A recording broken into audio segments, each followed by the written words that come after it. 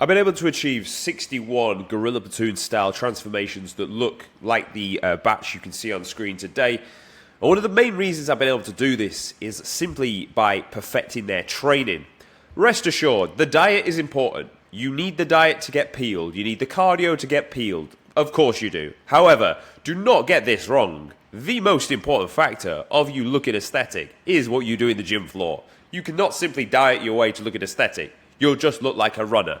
And none of us wanted to look like that.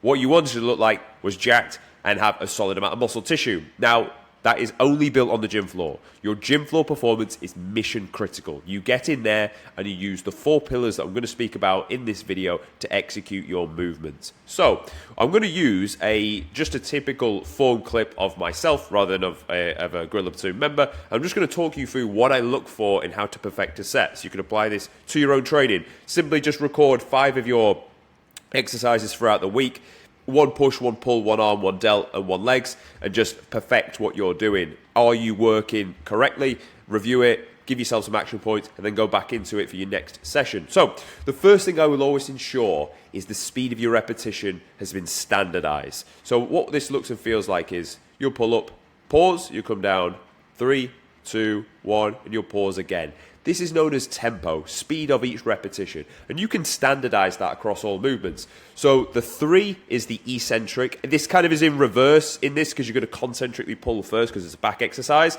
But let's start the movement as if we are at the top. So let's say you're at the top or you're going through if it's a push, you'll do the eccentric first. You're going to go through the movement, then come down 3, 2, 1. Pause for a second in the lengthened position.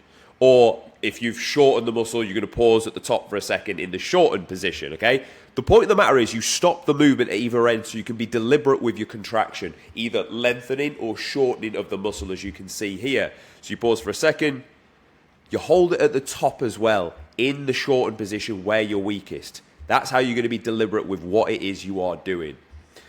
Now that's the speed of the repetition. The next thing we want to focus on is actually the arm path and are we actually using the working muscle.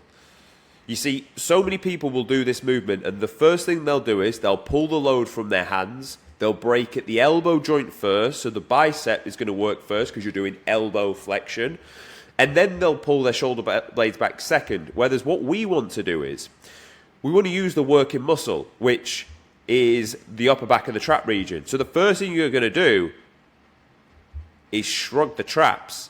Notice how my elbows have barely bent just yet, but there's movement up here at the top. Most people, when they're trying to hit this movement, again, most people are weaker in the upper back and trap region. A, because we sit like I am right now filming this video for most of the day, but B, because they just don't initiate from the working muscle.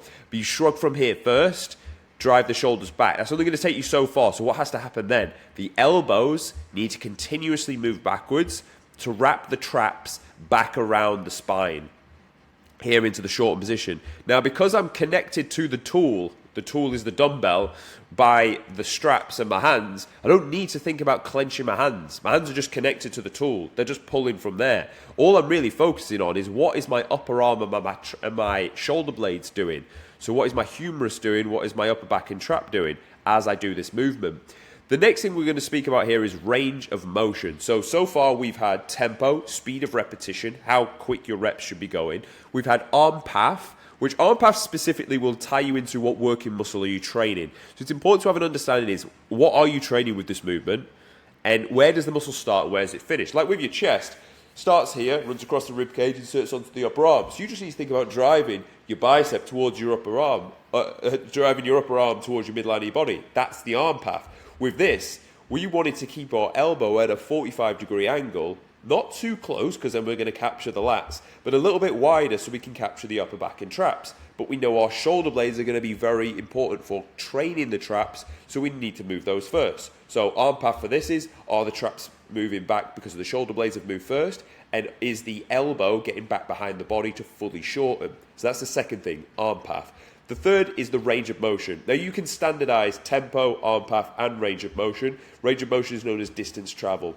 The main reason I dial in range of motion is because you essentially want to go deep enough to all your movements. Through your pressing, through your pulling, through your squatting, you want to go down deep enough. So why? Put more tension through the working muscle at the max length it's got. The more you can do that, the more gains you're going to make. If you only do a half rep, you're only going to get half the gains on that muscle. So range of motion from here is from the bottom, we round out, come in, shorten, squeeze at the top. At that point, once your shoulders and elbows are as far back as they will go, that's the finished position here. That's the full range of motion maxed out in the shortened position. Then from here we go max out in the lengthen. We stretch out, fully stretch out here in the lengthen, but we're not passive at the bottom. There's still active tension here to allow essentially the muscle to still be working at that bottom. You're not resting. You're not resting here. You're just actively stretching or lengthening the muscle as much as you possibly can. Fully shorten, fully lengthen. Steady on the way out. The last thing is going to be intensity, which isn't really standardized. You're obviously going to train as hard as you can. You can call it 0 to 1 reps in reserve, but it's going to depend on how you feel on that given day. How are you measuring intensity? Well, if we watch this, in fact, we've got another rep here. The way I'm measuring intensity is by the duration taken to contract the last repetition, and it wants to be at least above a 2 second, ideally a 3 to a 4. So we're going into our last 2 reps now. He drives up, 1, 2, 3, 3 seconds, goes again, steady out, 1, 2, 3, yeah, we'll call that 3 for both. So the time taken was 3 seconds to shorten the muscle. That's how you standardize your intensity, and essentially you wouldn't really be able to move it anymore. Obviously, this video was in 2023, when I used to have my haircut like that, which I'm sure you quite like, because I know you love my haircut in this video. But that's essentially what we look for when we're doing form clips, video analysis, which all the Gorilla Platoon members get with their weekly check-ins, because ultimately I want to see what are you doing on the gym floor. I don't just give you a training split, because what you see and then what you do, or what I think you should be doing, 2 completely different things. We need to make sure, are you training correctly with those 4 pillars consistently and obviously across all movements? And that's essentially how you develop physiques like this, where you can see in all of them, they all have a good amount of muscle at the end. Whether they built some or not during the recomp phase will determine on their start point. Some of them did. Some of them simply just held onto the muscle tissue they already had before, but we're able to showcase that through solid form clips. So if you want to come and join us at the Gorilla Platoon, there'll be a link in the description. Come through, see if we're a fit for you. We will get you coached to this level of standard. If you found this video of value, great. Apply it to your own training. Subscribe to the channel, and I'll see you tomorrow.